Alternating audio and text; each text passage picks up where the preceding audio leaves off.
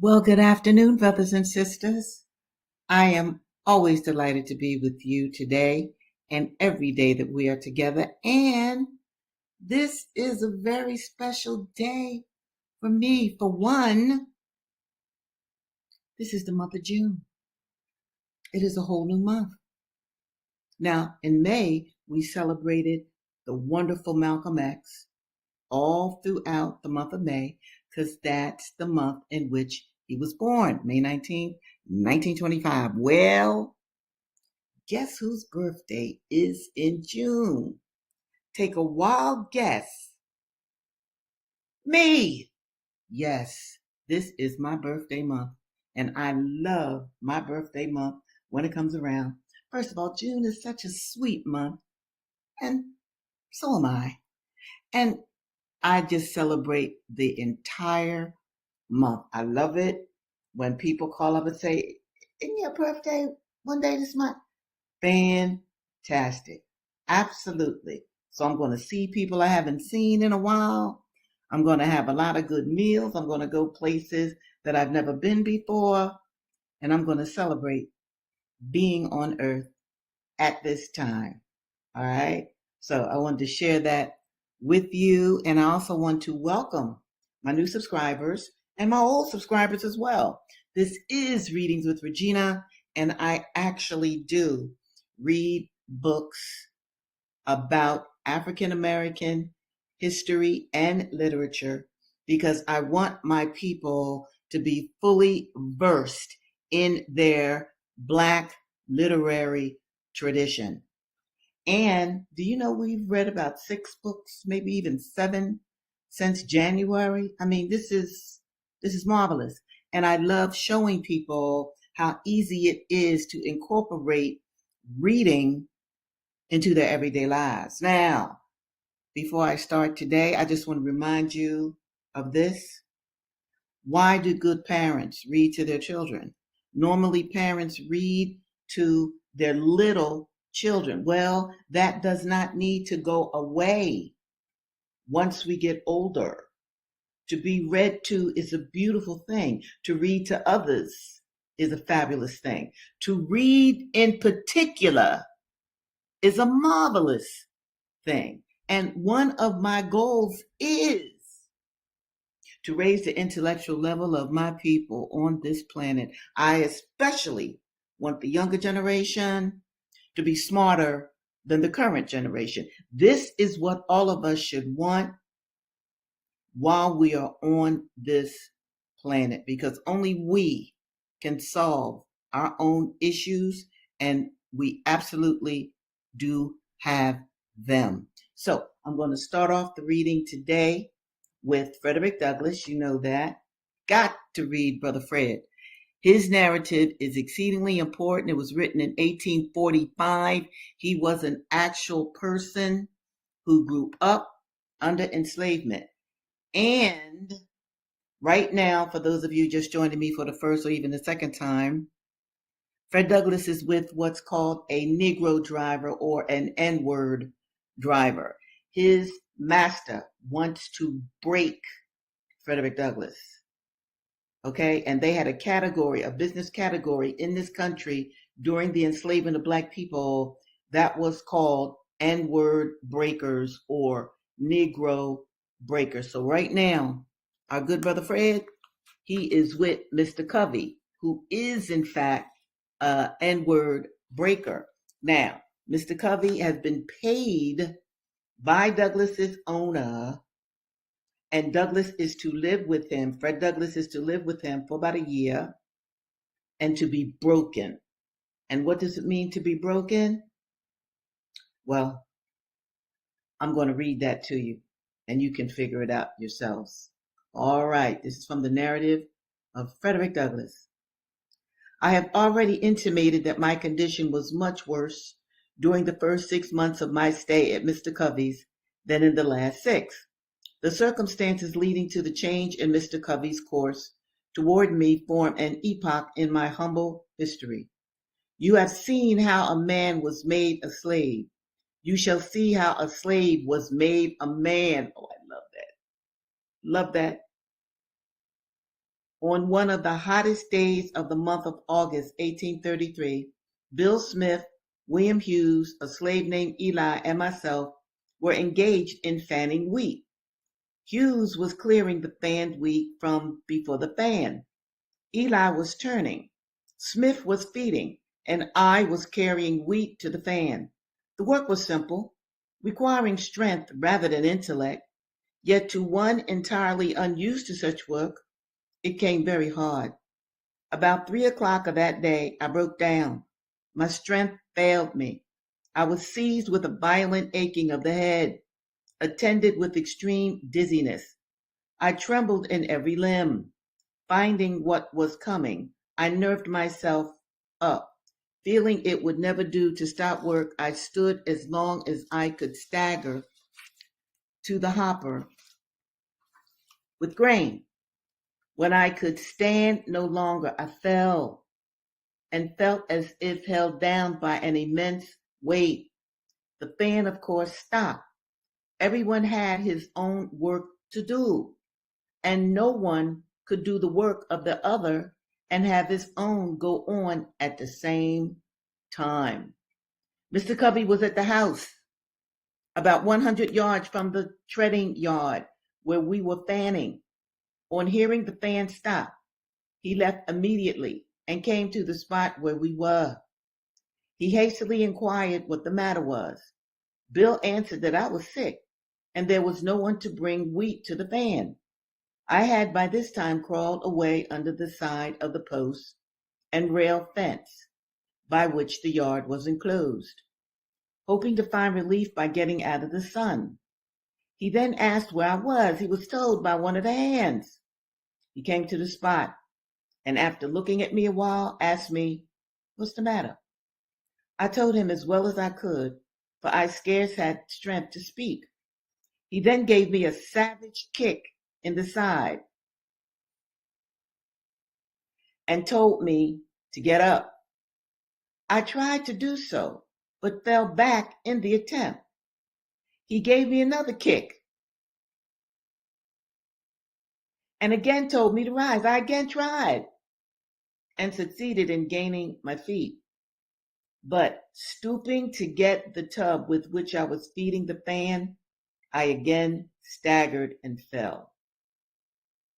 While down in this situation, Mr. Covey took up the hickory slat with which Hughes had been striking off the half-bushel measure, and with it gave me a heavy blow upon the head, making a large wound, and the blood ran freely. And with this again told me to get up. I made no effort to comply, having now made up my mind to let him do his worst. In a short time after receiving this blow, my head grew better. Mr. Covey had now left me to my fate. At this moment, I resolved for the first time to go to my master, enter a complaint, and ask his protection. In order to do this, I must that afternoon walk 7 miles. And this, under the circumstances, was truly a severe undertaking. I was exceedingly feeble, made so as much by the kicks and blows which I received, as by the severe fit of sickness to which I had been subjected. I, however, watched my chance. While Covey was looking in an opposite direction, I started for St. Michael's. Now, what I want to just say to you is this. Good afternoon, Richard. It is always outstanding when you are here. Appreciate you. All right, I got a question for you, Richard, and for others. Fred Douglass is with the N-word breaker. We got that, right? This N-word breaker is making his enslaved charges work for free. Okay? Now, to get relief from this brutal man that has kicked Fred, repeatedly kicked Fred and whipped him. Fred then has to go to his original master to ask for help. Now, I want you people to think about that, because my question to you is, and you can answer it in the comment section, what does it mean for a man in particular to have to go from one white man to another white man to get a situation resolved? Dig on that. What does that do then to the psychology of Fred Douglass? Okay, I'm going to change the banner, and then I'm going to read William Wells Brown's his narrative. He too is an enslaved man, all right? And his family has just been sold. You got it. Okay, wait a minute. Richard just said something. I want to show it. Yes, exactly. And see, you got to understand, and I know that you do, Richard, and others, you got to understand that the emasculation of the Black man was like a part of the enslavement process. Because if, in fact, you can keep an enslaved person, right, in that situation, then I'm going to put this up because this is good too. Powerlessness, all right? Now, how are you going to walk around and give to the earth and give to yourself and give to your family if you're feeling, as Kaine says, powerless? In other words, you can't, especially if you don't see your powerlessness. All right, now I'm going to read from the narrative of William Wells Brown, and I'm going to remind you that his mother, his sister, he had two sisters and a brother. They were all sold away from him. And he's been sold to several different enslavers. Now he's been sold to a ship's captain, and this is what he has to say. He's going to run away. His mother, the last thing he heard from his mother was, look, get out of Dodge. All right, that's Regina talking. She didn't say it like that. She said, William, get your freedom. This is what she said. William, make sure you get your freedom. Now, what have I just done? Okay, the screen looked a little different. All right, so here we go. This is from, again, the narrative of William Wells Brown, 1853. The opportunity, that is to run, soon presented itself. When the boat got to the wharf where it had to stay for some time, at the first convenient moment, Brown made towards the woods where he remained until nighttime. He dared not walk during the day, even in the state of Ohio. He had seen so much of the perfidy of white men and resolved, if possible, not to get into their hands. After darkness covered the world, he emerged from his hiding place. But he did not know east from west or north from south. Clouds hid the North Star. Oh, that North Star. That was Harriet's compass. From his view. In this desolate condition, he remained for some hours when the clouds rolled away, and his friend and its shining face, the North Star, welcomed his sight. True as the needle to the pole, he obeyed its attractive beauty and walked on till daylight dawned. It was wintertime. The day on which he started was the 1st of January, and as it might be expected, it was intensely cold. He had no overcoat, no food, no friend save the North Star and the God which made it. How ardently must the love of freedom burn in the poor slave's bosom when he will pass through so many difficulties and even look death in the face in winning his birthright, freedom. But what crushed the poor slave's heart in his flight most was not the want of food or clothing, but the thought that every white man was his deadly enemy. Even in the free states, The prejudice against color is so strong that there appears to exist a deadly antagonism between the white and colored races. William, in his flight, carried a tinderbox with him, and when he got very cold, he would gather together dry leaves and stubble and make a fire, or certainly he would have perished. He was determined to enter into no house, fearing that he might meet a betrayer. It must have been a picture which would have inspired an artist to see the fugitive roasting the ears of corn that he found or took from barns during the night, at solitary fires in the deep solitudes of woods. The suffering of the fugitive was greatly increased by the cold, from the fact of his having just come from the warm climate of New Orleans. Slaves seldom have more than one name, and William was not an exception to this. And the fugitive began to think of an additional name. A heavy rain of 3 days, in which it froze as fast as it fell, and by which the poor fugitive was completely drenched and still more chilled, added to his depression of his spirits, already created by this weary journey. Nothing but the fire of hope burning within his breast could have sustained him under such overwhelming trials. Little poem here. Behind he left the whip and chains. Before him were sweet freedom's plains. Through cold and hunger, William was now ill, and he could go no further. The poor fugitive resolved to seek protection. Accordingly, he hid himself in the woods near the road until someone should pass. Soon a traveler came along, but the slave dared not speak. A few moments more and a second passed. The fugitive attempted to speak, but fear deprived him of voice. A third made his appearance.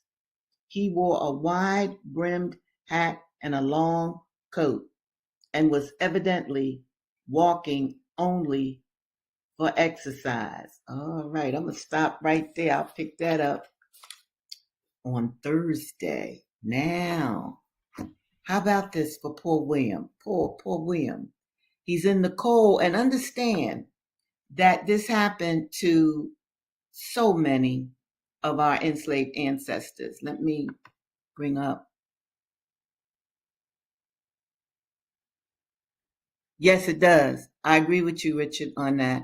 And I like the word archetype. That's wonderful, because this is indeed why both Douglas and William Wells Brown wrote these books. And understand this, both of these brothers, they had to teach themselves to read, understand that, and they had to do it on the slide. Hey, James, glad you're here.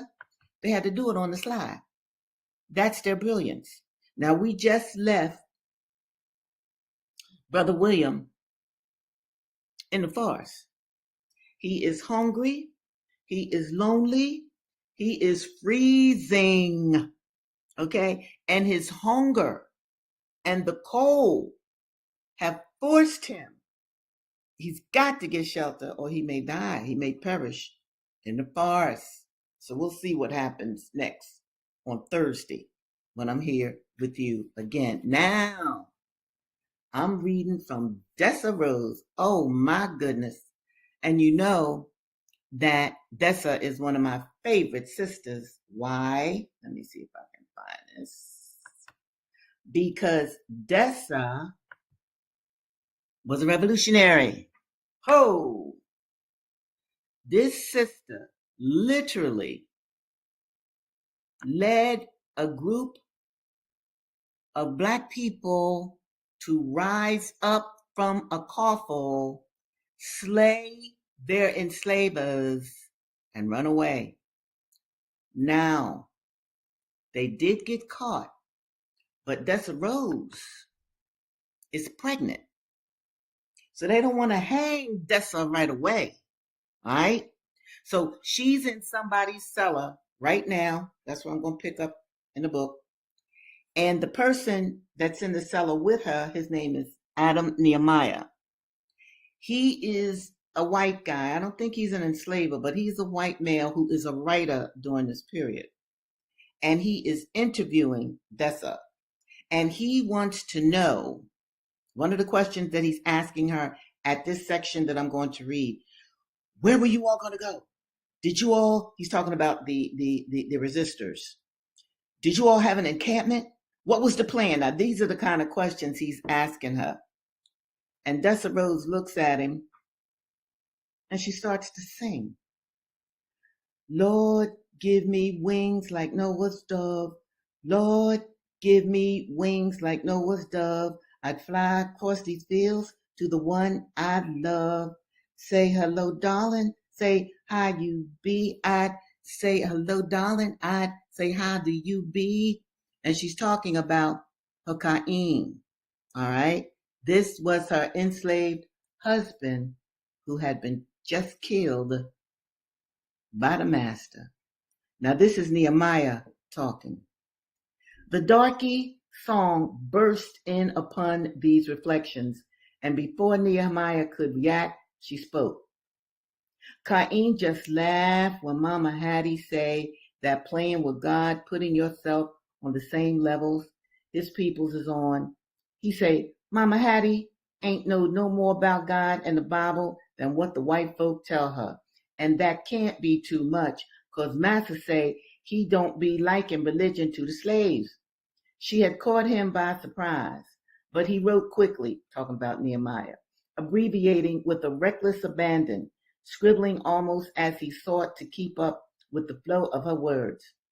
Dessa, Kaine just go on singing his songs to me in the evening after I get out the fields. I be laying up on our pallet and he be leaning against the wall. He play sweet soft 'cause he say that's what I need. Soft sweetening, put me to sleep after I done work so hard all day. He really feel bad about that, me in the field and him in the garden. He even asked Boss Smith, could I come work at the house or he come work in the field? I scared when he do that. Nobody asked Boss Smith for nothing, 'cause that make him note you. And the onlyest way Boss Smith know to note you is with the whip. But Kaine, he just laughed.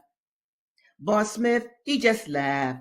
And he tell Kaine, you's a crazy nigga. Now, for all of you listeners who do not use the N-word, I feel you on that. And I do not use it. This is not a name that was given to us with love. But to be true to this text and the fact that I have read so many enslaved narratives, I've read them from people who couldn't read and write. That word was used all the time. If the writer did not use the language of that time period, it would be an inauthentic novel. So do understand that. That N-word was used very regularly by enslaved people, but that doesn't mean that you need to use it today. Understand that.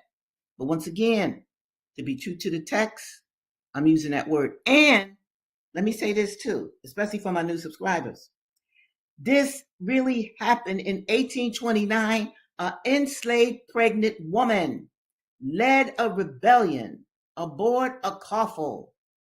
Yes, I've not been able to find much information about her, neither did the writer of this book. But it happened because it was recorded. All right, I'm going back to the novel now. She laughed softly, shaking her head.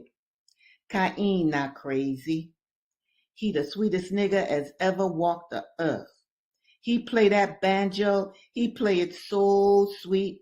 Till Mrs. even have him up to the house to play. And she talk about having a gang of niggas to play music for when they be parties and such like at the house. Nehemiah stopped writing. More of that business with the young buck. Let me just say this too.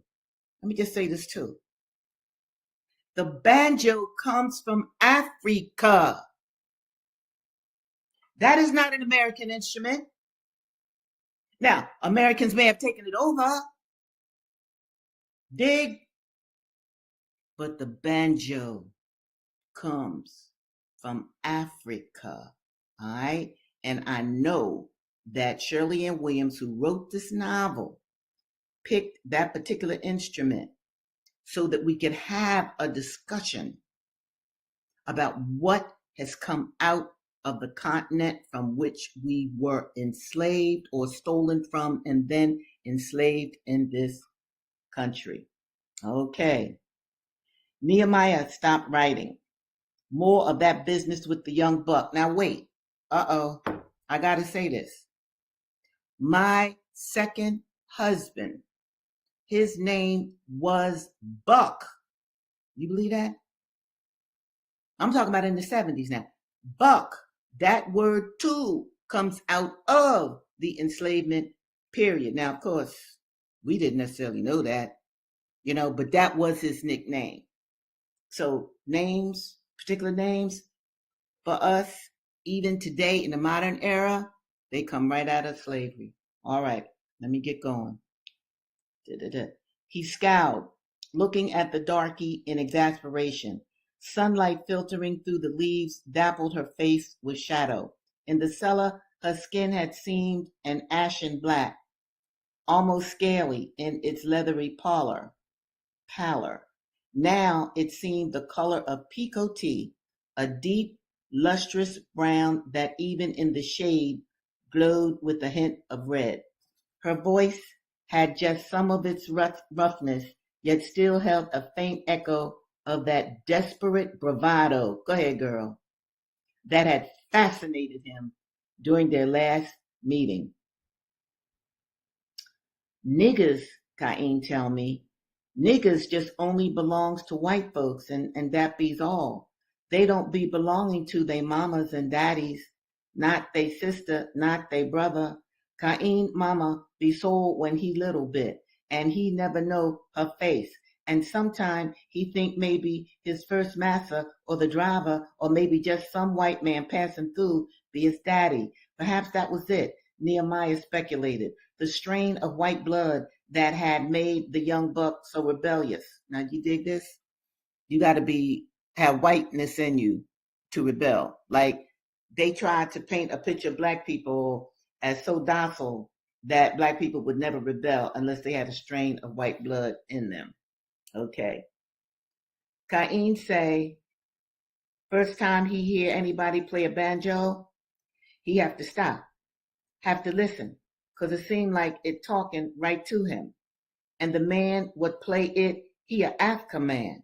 He say the music he play be from his home, and his home be his. It don't be belongs to no white folks. Nobody there belongs to white folks. Just only us theyselves and each other's. That in Charleston, and I know that close to where is, and I wonder how it be if Massa had buyed Kaine then when he little bit, instead of when Kaine be grown. But it happens how it happens.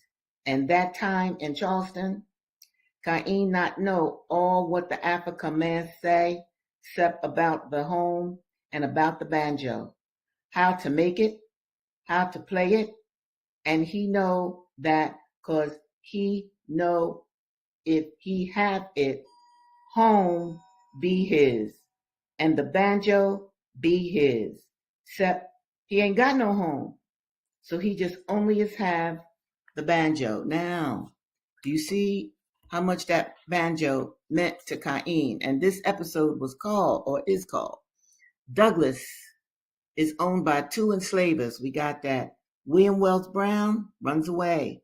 Kaine's banjo, and that's his love. You see what Kaine did with his banjo. You see what he did. He would play for his woman, Lord have mercy, when she came up out of the field. He would play music for her with his banjo. And I happen to know, and you can look this up too, many musicians, their instrument means so much to them, they will sleep with their trumpet. They will sleep with their guitar. They will sleep with their, I was going to say the cello. I don't think too many people sleep with a cello, but they will sleep with their musical instrument. That is the point that I'm trying to make here. That banjo. This is even why I chose the thumbnail that you've seen today. That banjo meant everything to Kaine. Everything. Okay? Let me see what Richard is saying here. Okay. Wow, right on. Will do. Very good. Very good, Richard. Thank you for that. So you see, brothers and sisters, Kaine was a special kind of a man. See? And the roles were reversed. He was not in the field, his woman was. And he did everything that he could to get her out of the field and into the big house. It did not work, but their love prevailed.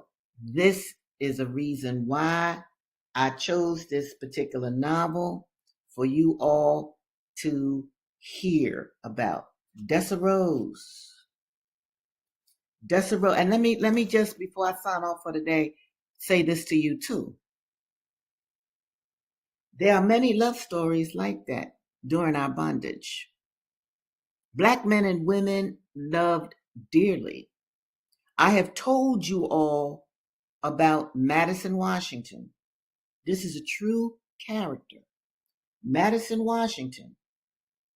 In 1839 or 40, he had escaped from slavery from Virginia to Canada.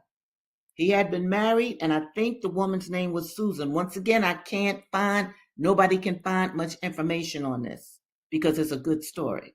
You dig? It's one that broadens the notion of Black people and the bondage period. Anyway, Madison, Washington, in Canada, missed his woman so much. Do you know he walked back into bondage in the Americas to get his wife? Yes, he did. You want to talk about love during the enslavement period? So, I am going to stop talking in a minute. I got to let you all go, but I want to just say, this country right now is making all kinds of divisions between Black men and women. Don't fall for it. That is by design. Black men and women have loved each other dearly since we have been in this country, but you don't hear stories like that. So, that's one of the reasons that I chose Dessa Rose to read to you. Well, brothers and sisters, as always, it's been marvelous to be with you. And you know I will be back this Thursday, same time, 2 o'clock, same place. So this is Readings with Regina. I have appreciated all of you, and I will see you during my birthday month. And in particular, I'm going to see you this coming Thursday. Take good care.